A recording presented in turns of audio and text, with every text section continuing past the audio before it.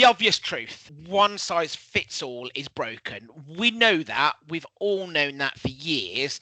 But how many of us actually do anything about it? Who can honestly put their hand to their heart and say, yep, my database, my CRM is completely segmented and I know how to deal with every single person individually.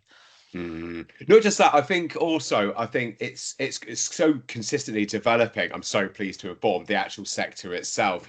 I think fundraising teams are facing a bit of a perfect storm these days, James. There's way more noise, but there's also way more channels. And actually, for the most part, way fewer resources to deal with it all.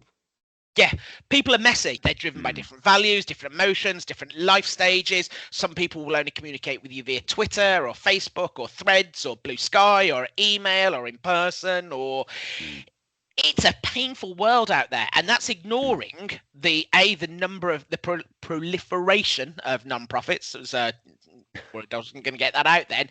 And also, unfortunately, the one thing nobody likes talking about is the global economy. It's a bit of a dull subject, but the need for non-profits has never been greater. What I'm trying to say with that is if we treat everyone the same, if we treat our entire database the same, if we give the same ask, the same journey, the same thing, what's going to happen? You all know the answer to this. Your donors are going to drift. They're going to churn. They're going to completely disconnect from you. I completely agree. And I think also in that kind of environment, we talk about micro-segmentation. It's a terminology that we use. It isn't a nice to have anymore. It's really the only way to stay relevant. Yeah. But and this is the key. It also has to be achievable. You simply can't throw more people at the problem. It just doesn't quite work like that, does it? Hasn't for a long time, no. No. It's not because people don't care about your mission, but they have to be shown what you do, and I really want to sort of say shown in quote marks there. They need to start thinking in terms of how do we, so instead of thinking in terms of how do you get that donation, you need to be thinking about what journey is this donor on, where are we meeting them, and how do we bring them along with us. I completely agree, and I guess actually it's they churn, they disconnect, and it's not because they don't care. It's because we haven't really shown them what we do. So instead of thinking in terms of how do we actually get that donation, we think about what kind of journey is this person actually on, and ultimately where are we meeting them? What does that experience look like? I've spoken to a number of clients where we go, okay, let's take a step back. If I'm going to then do a donation with yourself, what kind of journey am I expected to be on, and really have that personalized to me as an individual? I call it the so what question. It sounds quite aggressive, but if you're asking anyone to do anything, humans are fundamentally self-centered, and I don't mean that in a cynical way, but you need to say what's in this for you, or not for as in a non-profit, but what's in it for the donor. And there's going to be a whole variety of psychological triggers that we go through with that, but that's the big question that you need to answer, is how do I micro-personalize this to that individual donor, which is what a lot of today is about. So challenges to overcome. What has changed? We've actually covered a lot of this, Jamie. We've jumped ahead, but micro-segmentation, shrinking budgets, so much noise, audience fragmentation. Yeah, it's one size just doesn't work. Sorry? It doesn't. No, absolutely. I think went in my own head a little bit there. Yeah, no, I think with the micro-segmentation, it's interesting because that's all based on the data and the quality of data that we have on our donors, and that's why we're able to then segment them into that the 17 different types of donors. Is because we have that information and then can strategically segment them accordingly to then be able to then go out and reach out and market to. And that's the importance of truly understanding the people that we're engaging, the people that we're working with. And the one thing we didn't mention on the previous slide, so I'm glad we didn't jump completely ahead, is shrinking budgets and rising expectations. Quick thumbs up. Who isn't happy with their marketing budget? Who would like more money and knows they're never going to get it? Because I'm coming from a marketing team, and if I don't get a bunch of thumbs up here, There may well be a bunch of liars on this call, not to insult everyone. There we go. But there's also the rise in expectations, and I blame Amazon for this completely. And I say Amazon in a generic term. I ordered something online the other day at about 11 o'clock in the morning, and I got really annoyed it wasn't going to be with me the next day, which is crazy. If I cycled that back 10 years, I would never have expected that in a million years. But we've come to just expect more. The really big companies, your Uber Eats, your Amazons, your Etsy's, they've raised that personalised bar. We expect next day delivery. We expect personalised recommendations from our TV. I don't want to have to flick through 5 channels. I want to be able to turn on Netflix and Netflix show me the shows it thinks I'm going to like, because I will. And that rise in expectation is hard to deal with when you don't have the budget to do so. But you can, I think, do it a lot smarter with segmentation. I completely agree. I think that level of expectation is just so high. But obviously, when it comes to SMBs in the mid-market space, you that demand is still there regardless of size. So how do we deal with that? Absolutely. It's not about having to do more. We've got AI for that. It's how do we get smarter? And I think that for me is where these personas come in. It's acting smarter, not harder. No, I absolutely agree. And it's not just marketing jargon, really. They help you actually make real life decisions. Who do we look to target first? What's our ICP, our ideal customer profile? What kind of message then do we use to then engage that particular person? And then where do we send it? Yeah, because otherwise it's guesswork. And I'm assuming there's a lot of experienced marketers on this call. So actually, and I've written about this quite at length, you'll find a marketer will quite often just go, well, it's my gut. I think it'll work because I think it'll work. And actually, it's not your gut. It's 15, 20 years worth of experience telling you what to do. But there's no reason you can't back that up with data. And I think that's where looking at your database, looking at your mission and taking out some of these personas and building that segmentation really helps, because everyone will have a different motivation. Yeah, no, I completely agree. I think some are driven, as we're going to go through shortly, some are driven by emotion, some's by impact. You've got others that are by their identity, their role, some even by peer pressure. I think that's a really interesting one. These emotions that really drive those decisions, but they all respond, best through different channels as well. Yeah. And that can be based on, emails, if it's, perhaps someone that's socially active through social media. Some classically will receive something through direct mail, and they'll be more receptive to that. And nowadays also, and I must confess, this is one that I do personally respond very well to, WhatsApp.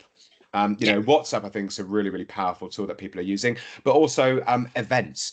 When you've met someone in person and actually got that human interaction, we live such a digital lifestyle now. Actually going back to the classics, meeting someone in person, having that real, genuine handshake, and meeting someone and understanding them, they will respond through that. So it's just knowing and being aware of those different channels available to you.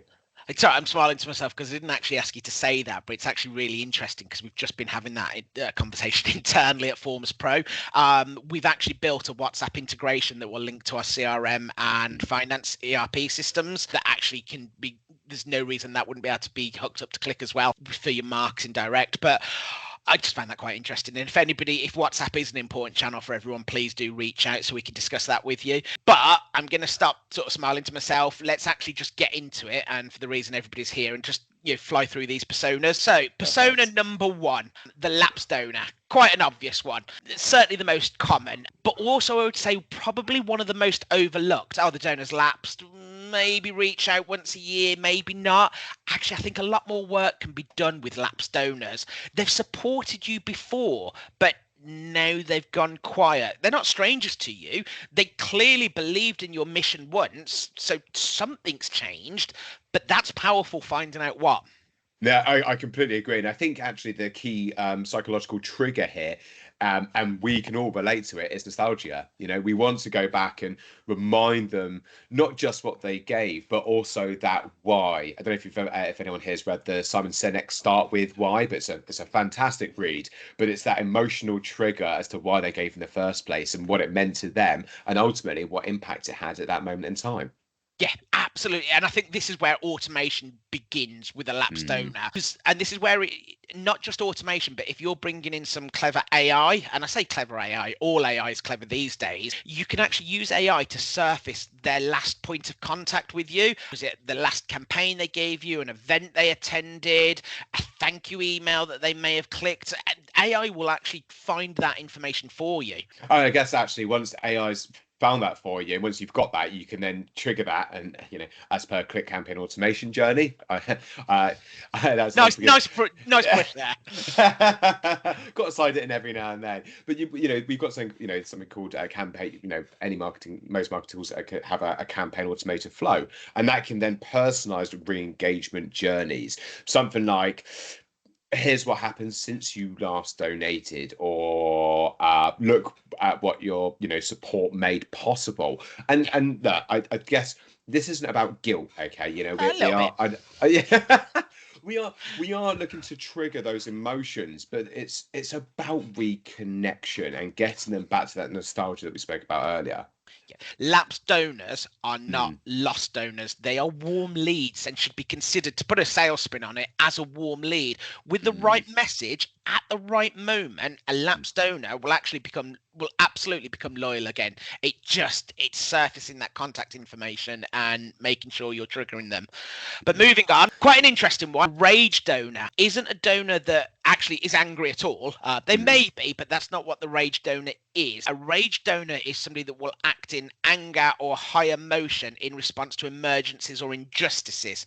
So it may be, to give you an example that's not angry, if we go to the Japanese tsunami of 10 years or so ago now, there was a lot of rage donations, and they weren't rage, but they were, something has happened, I need to feel in control. This thing that's happened is horrible and I can't do anything about it. That makes people uncomfortable.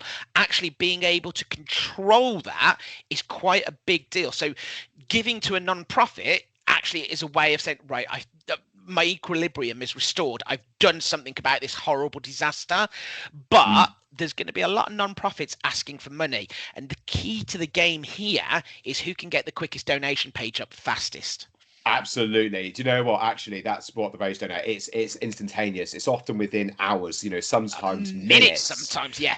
Yeah, and if you're too slow, that energy goes elsewhere, right? And like you said, the breaking news, the crisis, the outrage, and you just mentioned there about the control aspect is, how quickly can we respond? And that means, campaign templates on the ready, approval streamlined, and a communications team that can ultimately pivot in real time. And that anger ultimately fuels generosity. Yeah, the Power Platform is great for that. Power Pages can instantly throw up a page. I also know ClickDimensions can also instantly throw up a page. You can then send it straight out. You can get that page on your social media. It literally takes minutes to do. But the person that's, and this is unfortunately the horrible reality of modern sort of non-profits, the person that gets the page up first is the person that's going to be collecting the most donations with this one.